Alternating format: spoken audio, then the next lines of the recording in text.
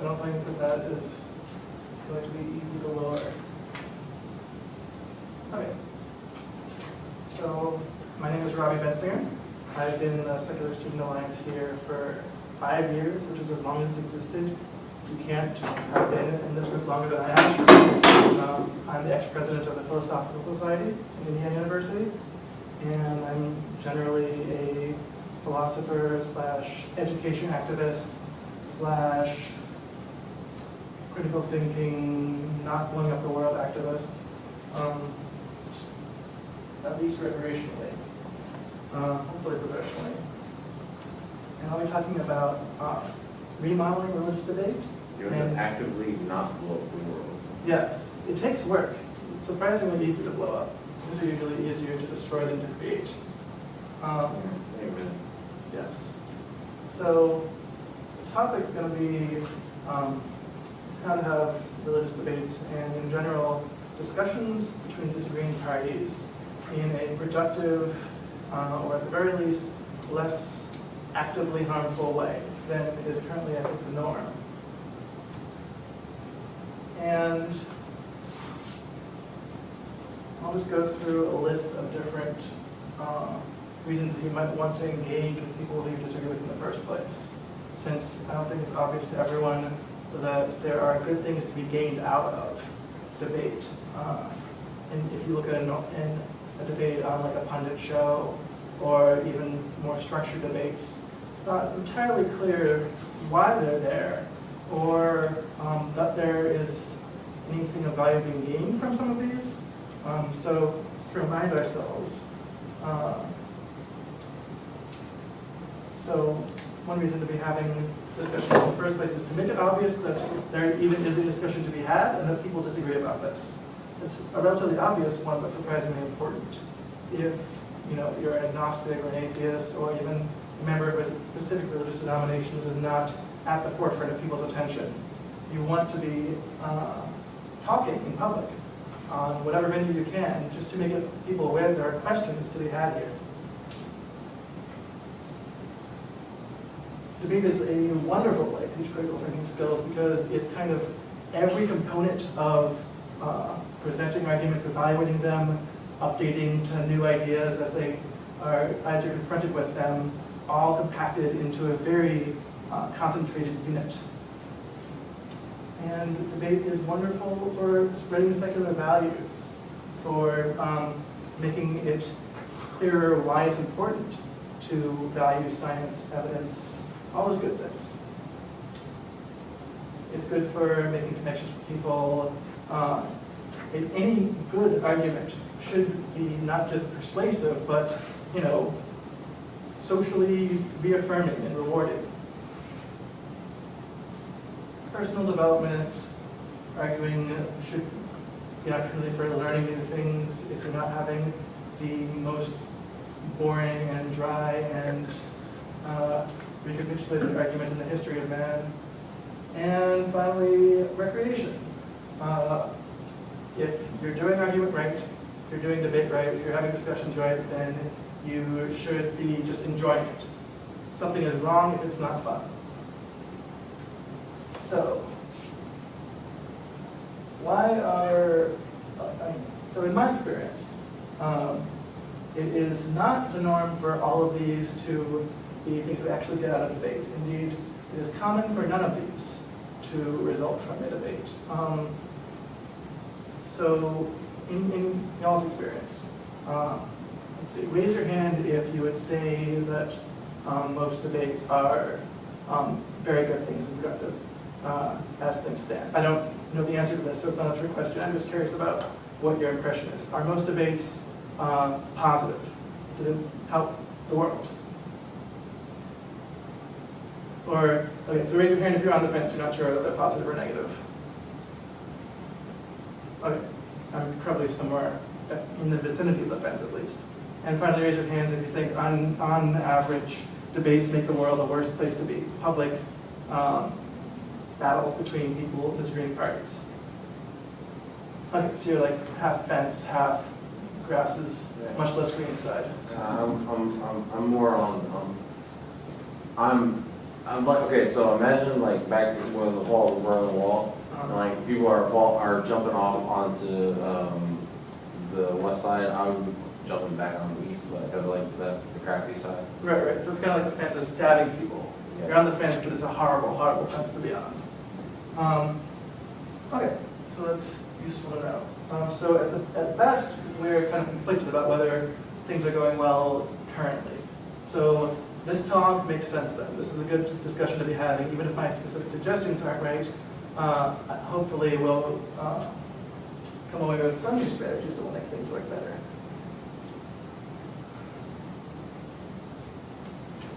So this is what I'm trying to avoid. I'm trying to make us not bees. For bees, this works well. Bees reach consensus by headbutting dissenters. If a bunch of bees want to go visit one flower field and a bunch want to visit another one, they'll reach consensus by just, until finally a majority agrees and they all go together. It doesn't work as well for humans, partly because it hurts. The strategies I'm going to be focusing on are going to be attempts to find non-physically violent ways to resolve these disputes and to make them more useful things to have in the first place. Now, a lot of what I'm going to say is going to sound like rhetoric or be rhetoric-like or have components of rhetoric.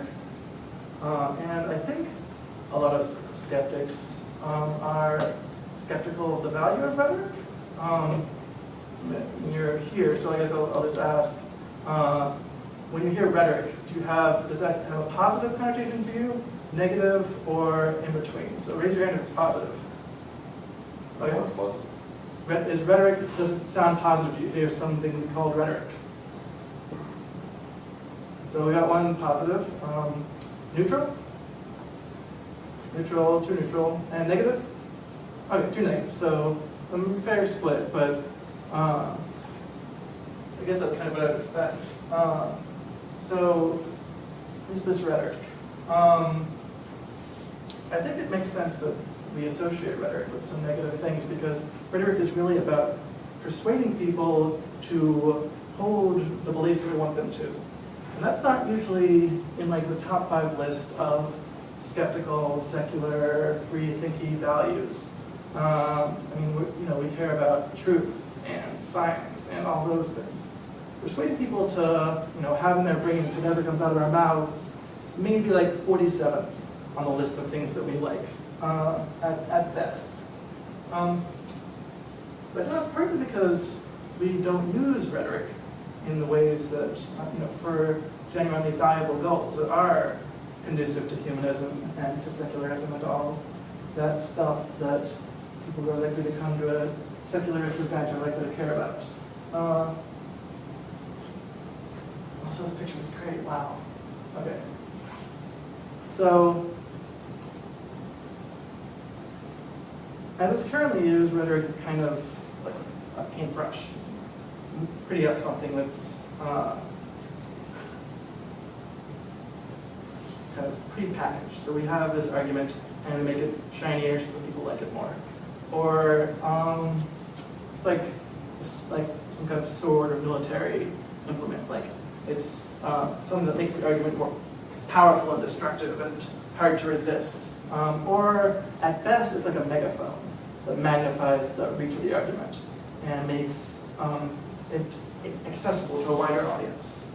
I don't think that's what rhetoric has to be. I think that rhetoric, that is altering the way you say things based on how you anticipate they'll emotionally and otherwise irrationally affect your audience, can have a really important effect on the logical and empirical structure and content of what you're talking about. If you're doing rhetoric right, if you're using it for good purposes, if you're not abusing it, then rhetoric should be not a paintbrush or sword or a megaphone or whatever. It should be a lens. It's not the light source, it's not adding content, but it helps you see what's in front of you more easily. Naturally, we are, rhetoric or no rhetoric, we're not very good at noticing when arguments are good. We're not very good at carrying on civil, productive debates and changing our minds when we get that exact threshold of evidence that logically warrants it. Rhetoric used right should be enhancing our ability to do that. So I am going to say that what I'm about to present is not, for the most part, rhetoric. Part of it is rhetoric. But for the most part, it goes deeper than that, because I'm trying to find new ways for us to think about debate and about argument. And reframing your general mindset is a more fundamental and I think more valuable skill than merely being able to talk pretty. Talking pretty is important, especially if you have good values that you do want to promote. But I think it falls out naturally from establishing conversational norms that are generally good for thinking well. Were you going to say something, Orion? You were all like twiddly. You seem full of brimming with fullness. Okay. Brimming with fullness? Yeah. Brimming with fullness. Brimming with fullness, full of brim. There was something happening, but I'll let it slide. Okay. So the way I'm going to approach this is to propose 5 ways for rethinking what a debate even is, what they're supposed to be, what they're for, how we should look at them. And my hope is that if we start reframing the debate in this way, that a lot of those more object-level skills, a lot of those more traditionally rational things we want out of discussion will kind of fall out more easily. And I'd like to hear what you all think about them. And I'd like to see you all try them out and come back to me and tell me whether they actually work, because I don't know whether they all work, because the science is not in. But in my own experience, these have been very, very helpful. And I would love to see discussions go better, and I'd love to find out how to do that. So here's my suggestions. 1, think of debate as a tool, not as a hazard to be avoided or traversed, not as some kind of obstacle. And this is a very simple and obvious sort of thing. I think everyone, is like, oh, intuitively is like, sure, things are tools. They're things I use for things. But it's surprisingly easy to fall into patterns of behavior and expectations for discussion that are kind of self-fulfilling prophecies. And thinking of debate as something that you should avoid because it's going to go wrong no matter how you try and fiddle with it, or as just something you have to get over because how it's going to end in blah, is unimaginative. And I don't think we've tried enough things yet to know whether debate is intrinsically unhelpful. So here I think of the problems of not viewing debate as a tool. We fall back into scripts, habits, impulses, our ordinary and expected reactions to things, instead of trying to kind of think strategically, think long-term, even really think at all. Like, you'd be surprised looking at really high-level intellectual debates, how much of them is kind of automatic, almost instinctual behavior. Maybe even, in fact, the more your intellect is tied up with the content of the discussion, the less of it is left to supply strategy and thinking about whether this is really what I want. Anna Salomon, who's an awesome person, puts it, humans are not automatically strategic. By nature, we don't approach situations thinking about our goals and what we expect to have happen, and kind of being all Machiavellian and moving pieces here and there to get the most delicious sandwich, or get our groceries, or win a game of tennis or whatever we're doing. We mostly rely on habit and what we've done in the past. And that's not good if we're getting bad responses typically from what we've done in the past. But it's not easy to change that. One result of this is we don't pick our battles, we either avoid them all reflexively, or we just go at it automatically without thinking about the consequences, or we pick them for bad reasons, like based on how immediately angry they may be, or how much I think I can win, without even thinking about what would it mean to win here? Why is it a good thing for me to win this argument? What do I actually expect to get out of it? That's a surprisingly non-common question. And we get into escalation spirals. People shout at each other back and forth, and it just builds and builds, and bad things. So here are my proposed solutions. Plan out what you're going to do in advance. These are all going to be relatively simple things that are obvious, and yet no one ever does them, including myself. So I'm trying to start practicing this too, because when I've tried it, it seemed to get really good results. Write out what you expect to have happen, what you want to have happen, vividly imagine scenarios you expect to arise from the end of this discussion, and put yourself in that scenario, and really think concretely and vividly, do I want this to be the way the world is? A lot of things sound great on paper, but unless you simulate them in fantastic detail inside your skull, you're going to make the wrong decisions, or even just by the criterion of what you actually want. Never mind what's moral or polite or whatever, just your own goals and standards are on their own really hard to make yourself fall in line with.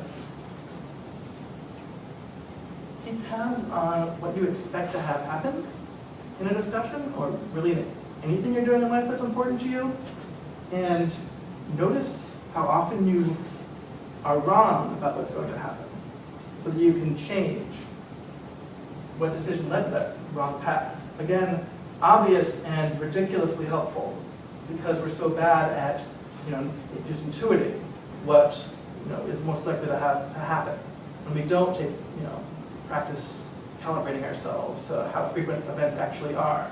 We are very poor intuitive mathematical reasoners. So the frequencies of events are things that we frequently misjudge.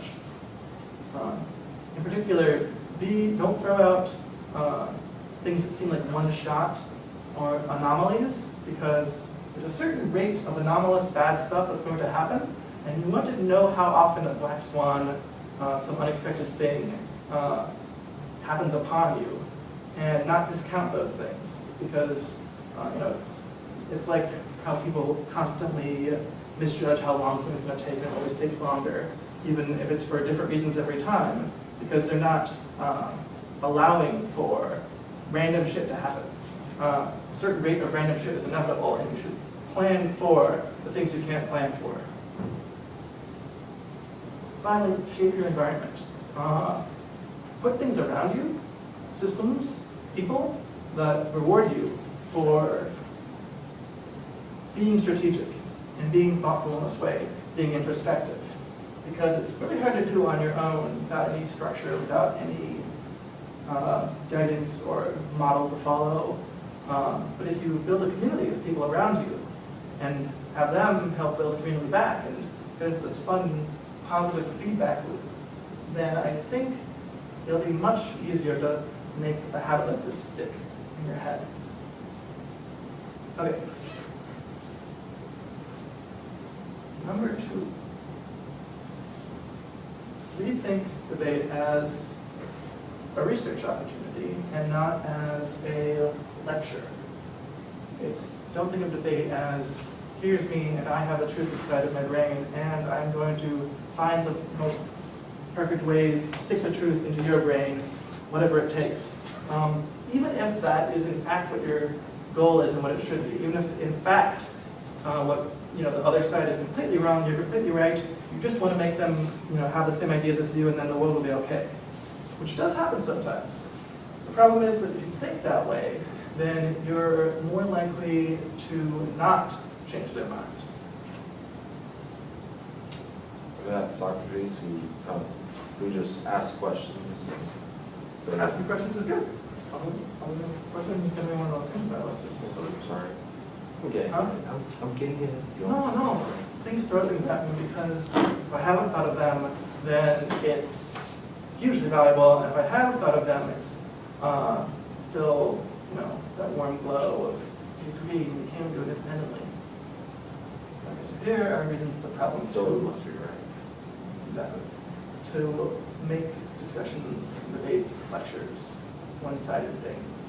You won't understand what the other side is thinking, which makes it a lot harder to make your arguments rhetorically effective and even relevant in their content. Again, it's surprising how common a problem this is. Most debates falter simply because the two sides don't understand what the other side is saying. It's really that simple. Not approaching discussions as a back and forth exchange of ideas makes you look more arrogant. It makes you look like you're not familiar with or interested in the world outside of your intellectual circle, and it makes you look close-minded. Even if all of these are incorrect, the mere appearance is damaging, and you should cultivate an appearance of looking like you want to be having a back and forth and you want to be learning new things in the discussion in addition to teaching things. If only because it is makes you look like less of a dick. Finally, sometimes you're not right. Even if you're debating even if you usually debate people who are so totally obviously wrong in their religious or political or whatever views, sometimes you will not be debating people who are wrong. And when that happens, if you've only ever gotten into a habit of trashing people who you are clearly far righter than, you'll have a much harder time changing your mind, especially if it's something you're really invested in. So building up this habit even in relatively silly debates, is evolution a thing?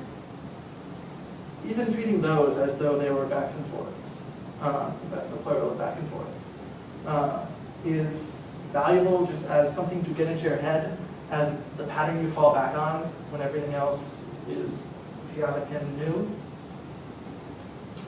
Solutions. Ask questions. You got it. Being an anthropologist. So by this, I don't mean, take anthropology classes, although that's great too if you want to do that.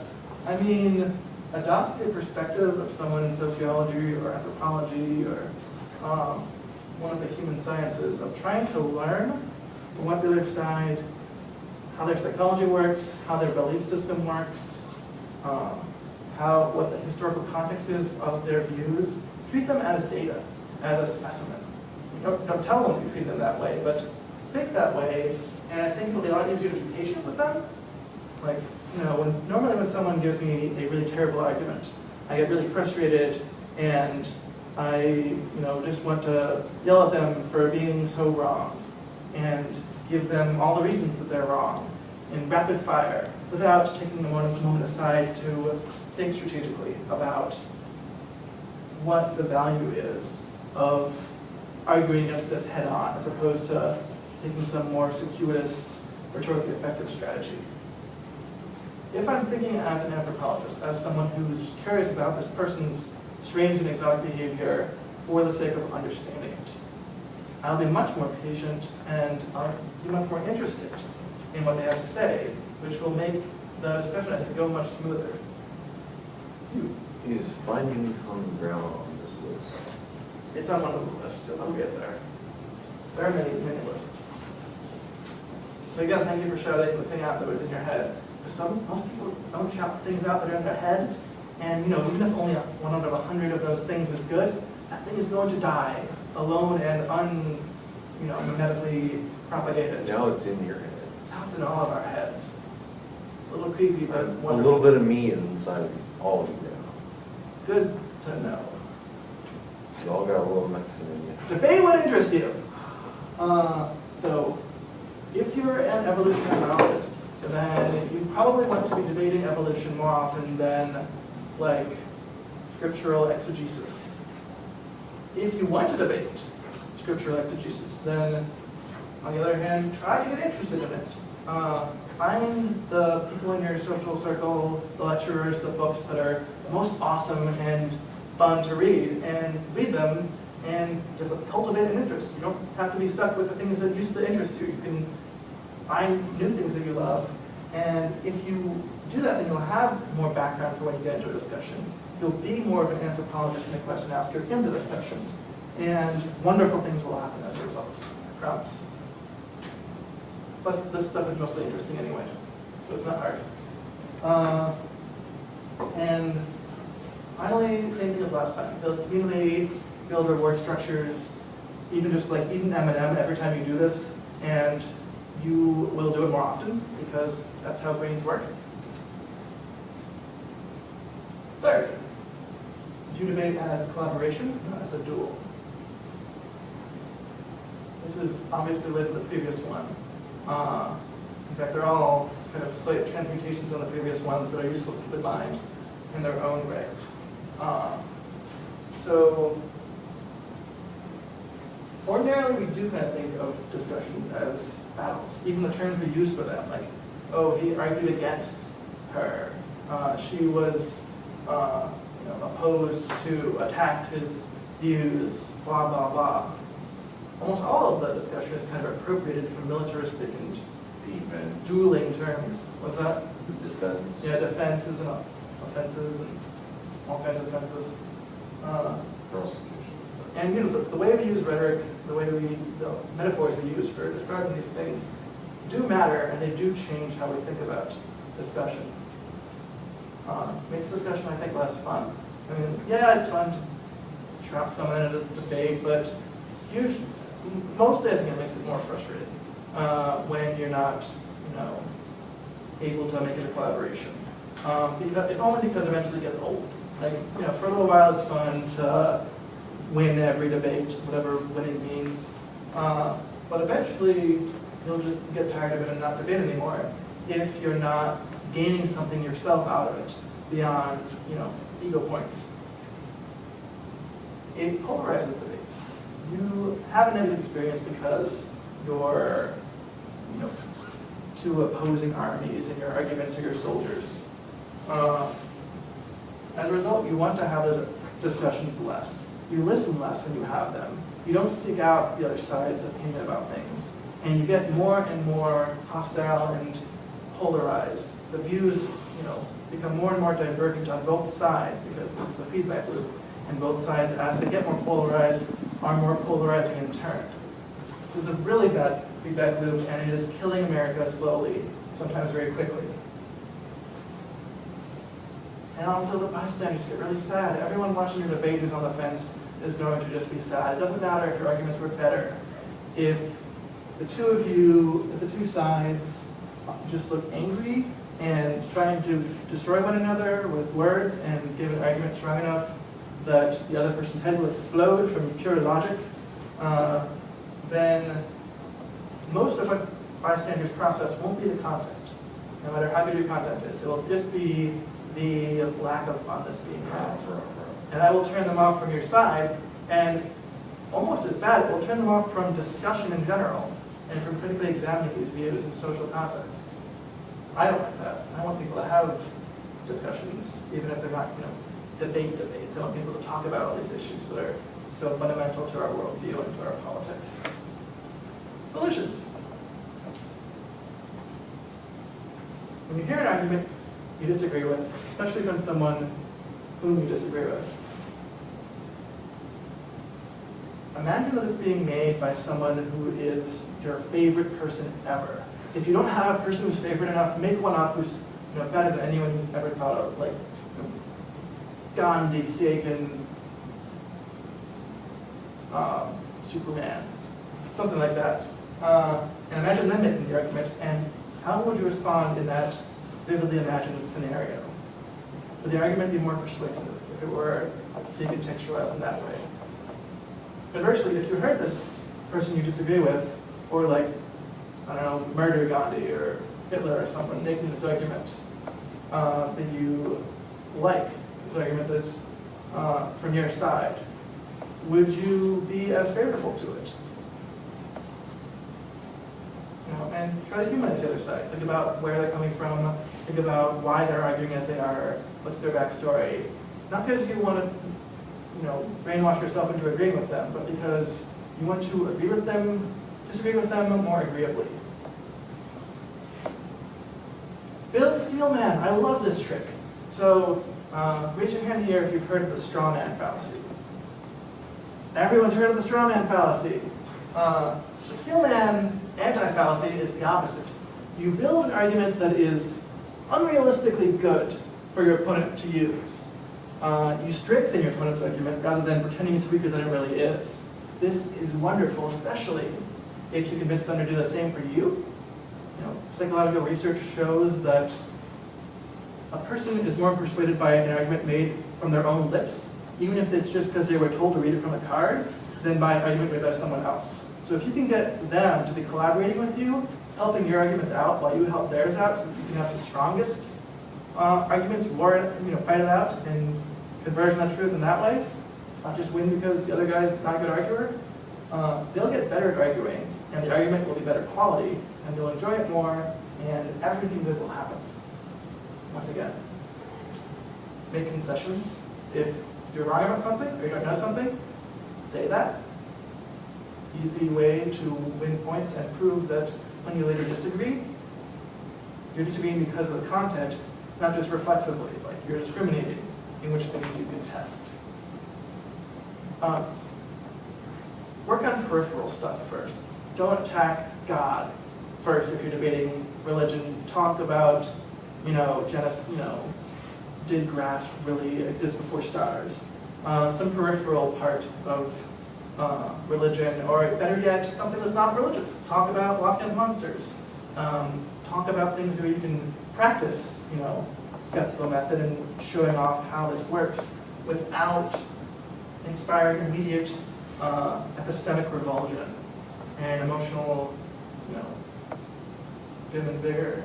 You set a precedent for, agreeing about some baseline premises early on, and show that you can change your mind early on, and they show they can change their mind early on. And later, when you do get to the more important things, which I hope you get to, at least eventually, you'll have established a habit of reasonableness. I like how you've got a crusader up there. Who's the seal man? The seal man. Yeah, that's how I imagine him. Maybe it's like it's supposed to be a robot. It could be a robot knight. The red cross, like Yes. the white background. Yes, you're building a better religious warrior, so that when you knock it down, it leans more. Beware of having arguments someplace where egos will flare, like in public. Public debates are good because onlookers are good, and onlookers change their mind more than the person you're debating directly. But they're also bad because pride, because pride. So ideally, I would start a discussion with someone private, like over email or just in a corner somewhere, and then move it public after you've established a rapport, and so that other people can benefit from what you talk about, but you don't start off in this really gladiatorial context. Beware of identities. Beware of identifying as the atheist or the agnostic or the whatever, because you will be quickly caricatured, and the argument will quickly turn to people and not to the specific ideas. If you say things like, "Oh well, I don't believe in gods. I haven't heard good enough evidence for that. Could you explain why you believe it?" That frames discussion as two people who disagree about a specific claim and want to evaluate what the reasons are for believing or disbelieving in it, not as the atheist and the theist who have these identities and these large groups that they're part of, that they're representing, and will fight on behalf of their groups. Okay, let's go to number 4, which is one of my favorite ones. Debate should be play. Debate should not be boring and bland and negative in any way.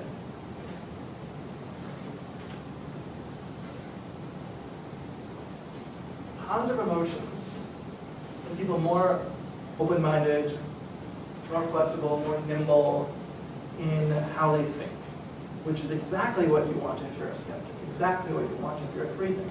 You want people to be happy and playful with ideas, precisely because you're trying to break them out of rigidly established, clear-cut identities and arguments and thought-terminating cliches that have defined how you're supposed to think their whole lives.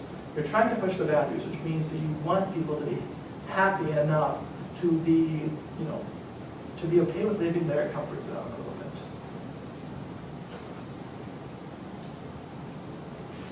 This one I think is obvious. The best way to, being unfriendly discourages collaboration, which is bad. QED. And if discussions aren't fun, then people won't participate in them. But again, it's bad if discussion can be made more productive. Solutions. Turn that frown upside down. I think that's how it works. So for pretending to be happy and for pretending to be silly in general, if you pretend to be happy, then the other person will become happier, which will make you actually happier. And also, pretend to be happy is more fun than pretend to be sad. So, again, positive feedback loops are awesome. Show that you're interested in the other person, what they're saying, not just in a dry academic way, but in a, holy cow, that's awesome, but that doesn't even make sense. Could you explain what the heck is going on here with this whole Leviathan stuff? Emphasize the positive aspects of the other person's comments. If they make small improvements, then go after those improvements and talk about them a lot and play them up. If they make small errors, then if they're not really illustrative of some general bad thing, then let them slide and stay positive and don't nitpick for its own sake. Again, I think pretty intuitive stuff, but stuff that I have a lot of trouble with on a regular basis. Oh, and be awesome. Have a personality that is great. This I cannot recommend enough. If you don't have an awesome personality, although I think everyone here does, then you should get one because now your life will be better. Last one, debate as practice. So this one kind of ties everything together. The problems, all the problems that I've mentioned so far are going to keep happening if everything I've said so far is just kind of words and not things we actually do on a regular basis. Viewing debate not as an isolated episode that exists in a vacuum somewhere. Whenever I say in a vacuum, I always imagine an actual vacuum cleaner, which makes me laugh. But exists in some sort of vacuum. It's not nearly as helpful as viewing debate as kind of a paradigm for all future debates. View it as a crucial training ground, a testing ground for everything you're going to use from now on, and keep practicing. So the goal here is to cultivate personality traits that will make you kind of more naturally able to do all these things that I claim are good, without having to work at it or think about it or keep lists. So viewing debate as a tool is about becoming, as a person, more strategic, more naturally introspective about what you want, more analytic about what the probabilities are of your getting it, and in general, more agency, more directed at things you actually want, as opposed to, fall off your diet, immediate impulses. To make debate research, you should be more curious. I think this is an easy one. The first rule of strategy is to play up your strengths. I think the strength of skeptics above all else is curiosity and interest in the world. So this one should be no problem once we become more internally consistent. Make debate collaboration. Become less attached to your identity, to your arguments. Don't view them as a part of yourself. The goal is not to have a battle with someone else and send out your arguments as little soldiers to trounce their arguments and conquer the kingdom of wrong idea. The goal is to work with the other person in kind of a neutral, unattached way to your arguments, and destroy your own arguments if they're bad. Help improve their arguments if they can be made better. Play. Be more awesome. Practice. Just in general, be an example. Be exemplary. This one is maybe not really obvious, but you know, it's about thinking of everything you do as an attempt to model the best thing you could do. Think of whoever you most respect, or again, think of someone better than that if you can, and try to act that way. Show off. You're not just trying to be awesome for your own sake. You're trying to present a model to other people of what a discussion should look like. So that they'll imitate you both if they're discussing with you and if they're, again, onlookers. Follow your own rules and do so consistently. Don't let yourself off the hook once you've decided this is a good strategy for you. Any of these tricks, if they strike you as useful, then always use them. And when you fail to do so, recognize and forgive your own imperfections to lull them into a state where you can sneak up with them and destroy them all. Don't pretend that you didn't screw up, but just focus on ways that you can do better. I think that's about all that it takes to be a good example. It's not about being perfect. It is about practicing and practicing and trying to make things work for you in the long run. And that's all. Okay, I'm Robby Bensinger, and this is it. So, should we talk about the things? I guess I'll demo it. 40, 50. You have time?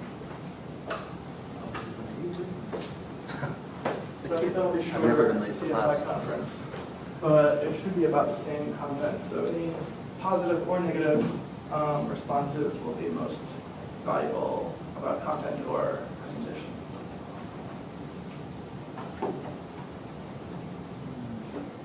One of the reasons I'm negative about debate is that I rarely see it happen. Oh, really? I would say it's more of lecturing two people at each other, neither really listening to what the other person is saying, both just Right. formulating counterattacks to Calling it a what debate they will is say. a bit of a stretch. So, Especially any formally. suggestions on how to deal with those scenarios? The collaboration model, I think, is wonderfully useful for this. Not trying to just defeat your opponent. If you're just trying to defeat your opponent, then ironically you'll care less about what your opponent actually says, and you'll defeat them less often. If you express an honest interest in what they think, and kind of work with them and make it more of a conversation and less of a, here's my round of argument, here's your round of argument. Let's persuade the audience with our amazing armies. But I think that you'll see a lot of not just polarization, but detachment from what the other person is saying. You have to actually care about what they're saying in order to just have the attention and the mental resources to actually address it, because it's not easy in real time to think about an idea that you've never heard before and process it. And they should really have little meditation sessions in the middle of debates where people just think about what was just said and actually process it and digest it, and don't necessarily give a counter argument. Just be like sometimes, oh, yeah, that is a problem from my view.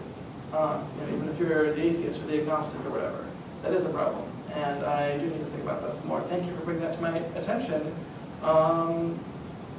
Satanist, Scientologist, Christian, whatever you are. What do you think? What would you do to make it less of a problem? Most of the time it's been back off and not worry about debating that person if they're not actually interested in debating. Yeah, choosing the person you're going to talk to is important because the whole tool thing is really about, usually the situation is shitty, and you should not focus too much on that it's shitty. You should think more about why it's shitty and how to make it less shitty. So if you have to have a debate with someone who is a terrible debater, then make the best of it and try to exemplify to tell the audience how a debate should be. Point out how they're not, following, good rationality standards. Express your own uncertainty. Be moderate and matter of fact and reasonable. And if the other person doesn't change their mind, at least some people will. I can promise that people regularly change their mind from watching debates. I went to emails and stuff. People who have said this. You haven't talked much. So just a thought. You said something about don't nitpick for its own sake. So don't be nitpicky with certain things that people say. So anyway, just a thought. A phrase that I didn't come up with, but that I use a lot is the idea of what difference would it make? And so if somebody says something that seems inaccurate, asking yourself what difference would it make can help you think about which of their statements are worth attending to and which aren't, right? And I think likewise in your own debate, if you recognize that you're wrong about something in a given thing, try to think about the importance of that for your argument as a whole. So kind of thinking about, debate is generally having a bigger picture argument, and then within that, a lot of smaller statements and really trying to, Yeah. Anyway. Your goal is not to take every false statement and express the true statement in contradiction to that. Your goal is to, talk to other human beings in ways that they find useful and that you find useful. If it's not an important point, then make it an important one. There's always important things to say. Change the subject if you can do so in an elegant way. Patrick? So anyway, oh! Went away again? I'm gonna keep a little piece of paper. Here, you. I think the most useful thing that I saw for myself was having a specific goal in mind or a specific outcome in mind.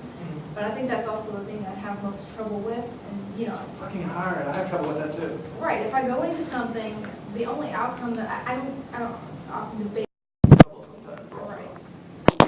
It's not a bad thing to practice having arguments just for the sake of hearing counter arguments. Maybe you'll learn something new. But if you don't expect to get, expect to be more trouble than it's worth, then don't do it.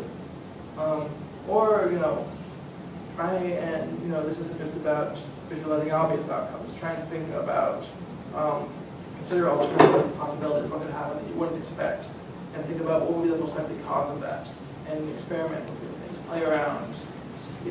If that's worked before, then try something new.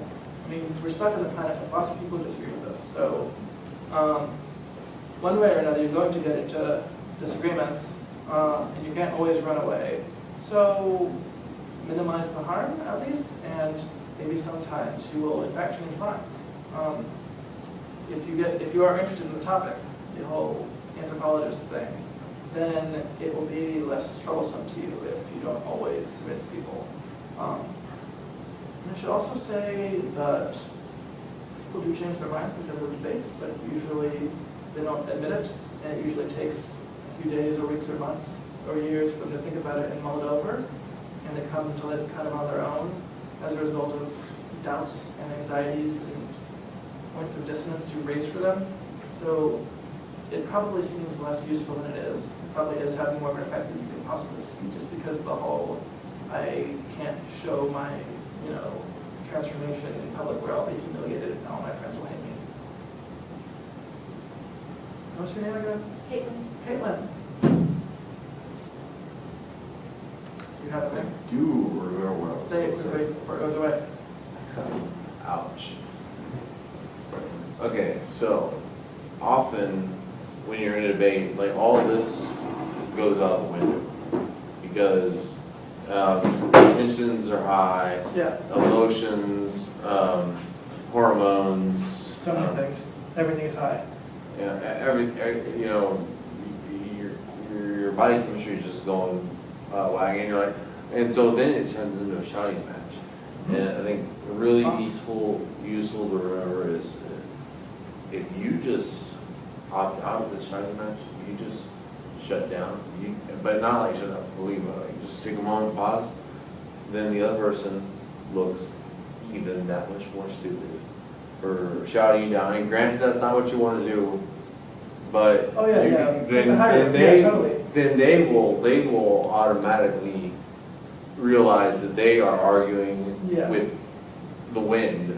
Yeah, your So goal isn't to make them look stupid, but if that No. happens as a side effect, then sure. Why Then not? they will stop, and then you can resume. Right, yeah, they'll the probably debate. tone it down, and your audience at the minimum, even if they don't tone it down, will come away with a positive view of you relative to them. Again, if there's an audience or like other people watching, or you're like in a Facebook conversation, random strangers are looking at it. If not, then still I think, being exemplary, being an example of what you want a debater to look like, even when the other person is decidedly not tit for tatting them, not being as bad as they are, will at least show them what a good discussion should look like. And the fact that it's less stressful and more rewarding, it might eventually sink in, especially if they see you, two people having a discussion like that, somewhere out there.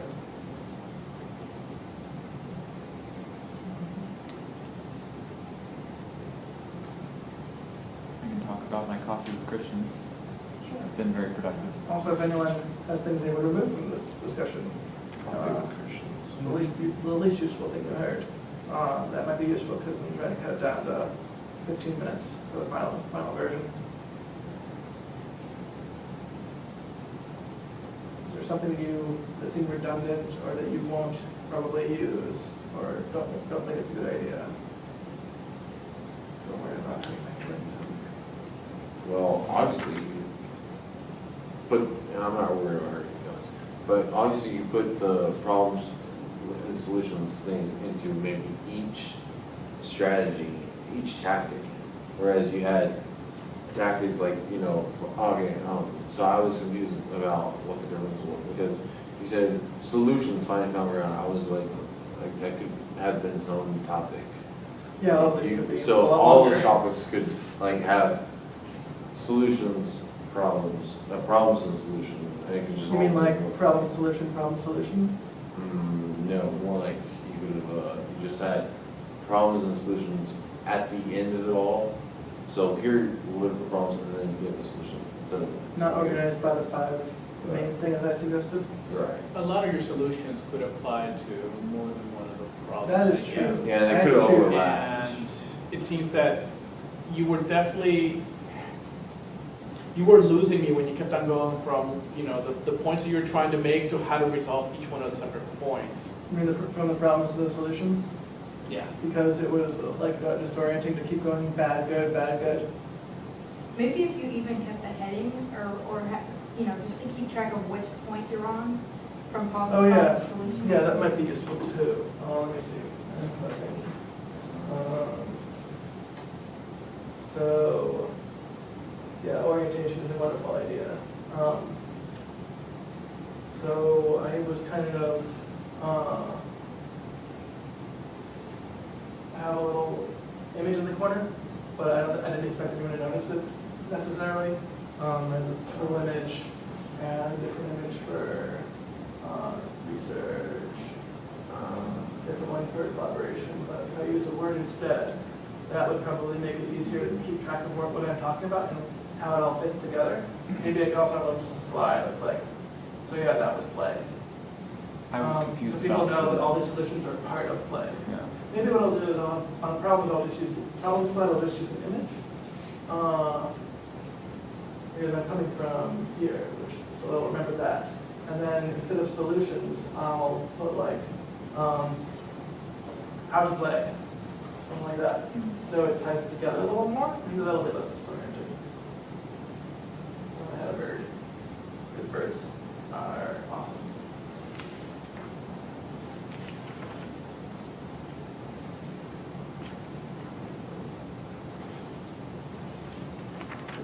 Except when they start planning things. When they start wetting at things, Planning things. planning, Yeah. planning birds are a breaking thing, yeah. Planning. I'm not Howard sure. Hitchcock's The Birds. What's your name, by the way? I've never Robert. forgotten. Robert? I'm not sure why you go back to problems for each of your 5 ways to help with debate.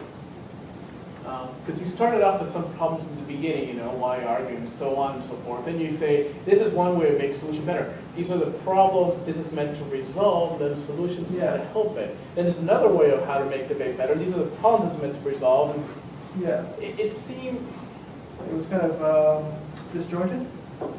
I guess I would get rid of all the middle problem sections and just try to Put them all at the present beginning. one set of problems as to why people have issues with debate and what the issues are. And these are the 5 things that I would suggest as to why, or Maybe- how to improve the quality of It's also debate. kind of negative. Maybe what I should do is like have a slide, instead of a problem slide, it'll be like, why tool, why play? And then it'll be like just 1 point or 2 points, and I'll kind of consolidate them. And I can still then, it'll still then be kind of, I'm not just saying a bunch of things, there's a reason for it, but it'll be less like a long meandering list of terrible things that will make people sad. I don't think you need to start with that. I think you started off with a good thing, except that you should phrase it more positively. What are the problems with debate is how you started off, as opposed to, why debate is good. Right, right. And it's, yes, there are problems with debate, people, but there's lots of good things with debate that if people, if it's actually done properly. Yeah, maybe it's kind of self-evident that some of these things are bad, but that fighting is bad. I guess, would you say that if it's a hostile audience that isn't automatically receptive to all these things, that I should do more with the problems, or that I should be all the less emphasizing of the problems? Because that's a tricky thing right there. What would you define as a hostile audience? I just mean people who think that debates should be, debates either are intrinsically bad and should be avoided, or that debates are fine the way they are. There's the 2 groups who I want to persuade, as opposed to just giving, tools so that people already agree with me. I honestly don't see either of those groups showing up to your talk.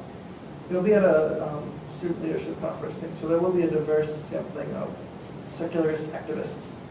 Some of whom are relatively aggressive, but maybe not very many of them.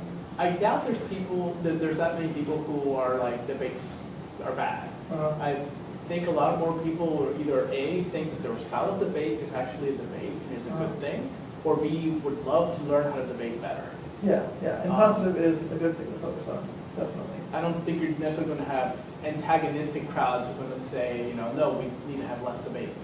Okay, yeah, I'll think about that some more and reflect and look at how much time the problems use up. Maybe I'll go at the beginning or get rid of them altogether.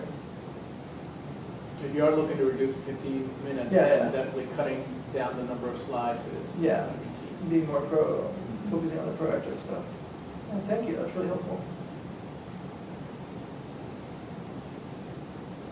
Your turn, I fidget. Howard? The other thought that I had is that this seems to be more of your conclusion slide, but I didn't really realize that you had slipped into your conclusion slide. I thought you were still talking about. I was still at one of the 5 points, like, it's a 15-minute talk, so I have to kind of make it very streamlined, so everything kind of blends together, like the tool thing leads into, well, what's the best tool you have? You're curious. What's the best way, why be all researchy? Because it makes it more of a collaboration. Why collaborate? Because it makes it more fun. Why have fun? Well, why all these things? Because you want to become a better human being at doing all these things. But yeah, I'll have a conclusion slide. That's a good idea. Well, you have this pattern, this is your step, this is the problem, this is a way Yeah, to kind of resolve broke it. that. Except for the last one, in which you said the step, the problems, and you suddenly switched to the solution slide here, which was your conclusion, sort of. Yeah, I had 2 slides of kind of retrospective and then something solution-ish.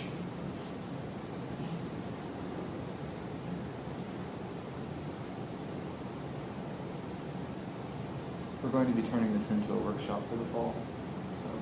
Maybe. We'll see how So, well well, it goes. something relating to this may not be this exact talk, but rationality Seems workshop. to be really good at acronym, because it doesn't have an acronym currently. Needs some vowels in there. That's part of the rhetoric. It's a very important part of the rhetoric. It's an important part of the mnemonic, because you'll forget, there's 5 is too many things, our working memory is 47. Now, it's actually my criticism with this, you have a lot of things that you throw out in a shotgun approach, whereas a few things that are going to be Small number of things that remembered. hammer in will be remembered better. Yeah, it's hard to decide what to do because this was my first talk to CFI, so I want to make it contentful, but I tried to keep the content simple enough that it won't be complete gibberish. And hopefully I'll have this slide up at the end so people can look back over it. And it'll be online eventually, probably, so I guess I'll take my chances and not just hammer on one thing. Maybe narrow your focus instead of starting with why debate and just narrow to how to become a better debater. Like, cut the introduction. So I think introduction is important because you need The to Bs are understand important, the why. Bs are awesome. Don't be Bs. Just go faster through the introduction and Shorter support, introduction. and then just get right into. Focus more, Mhm. focus less on, here's rhetoric, and this is why it's kind of important sometimes, sort of, and here's why my discussion is sort of about rhetoric, kind of, almost. And, okay, here's the talk. Maybe less of the, You can almost kill the entire rhetoric section. I mean, it's again, it's kind of simplified. defensive. If you can't get your ideas across, nobody's ever going to hear them. Yeah, I'll look at the time that it took me to do all these things too, like, you know how long the talk was? Well, no, not exactly. Probably Half a little bit under an hour. No, It wasn't the 45. 40 minutes Yeah. range. So yeah, I'll get rid of the beginning thing. And some of the points. I The think problems. you will gain a lot of time if you get rid of the going from step to problem solution transition. Just simply have your 5 steps, why or something along those lines. You can transition between. Yeah, maybe I'll have a slide at the beginning too that says the 5 things. No reason not to lead into them. That is one of the standard approaches. This is what I'm going to tell you, I'm Yeah. telling you, and this is what Yeah, I I like told to you. be sneaky. approach. There's no reason for me to be so sneaky to surprise people with what I'm going to say. I mean, because people would be expecting sneaky, but that's, it's true. It's very sneaky. Of course, I won't be taking questions, which will cut it down a little bit. Maybe I'll ask one question just to make them wake up. 15 minutes. 15 minutes is not very much. I don't need to, someone suggested at 10 minutes in, I need to wake them up with something, and I was like, it's a 15-minute talk. It's not necessary. Yeah. But I might throw a beach ball at them just to keep them on their toes. A handwritten thing wouldn't take too much time necessarily. This is a possibility. I would even stay away from that. On a 15-minute talk, Yeah, it's going to be I and a friend and another person are going to do 15 minutes back to back about related things, and then we're going to have a Q&A. So if some of this gets cut, I can always come back to the Q&A if there's anything relevant coming up. Very good. Should be rousing. Vlad is going to be my co-presenter. Who, sorry? Vlad, Oh. what's his name? He's a neuroscience grad student. He's going to talk about how much he hates debate.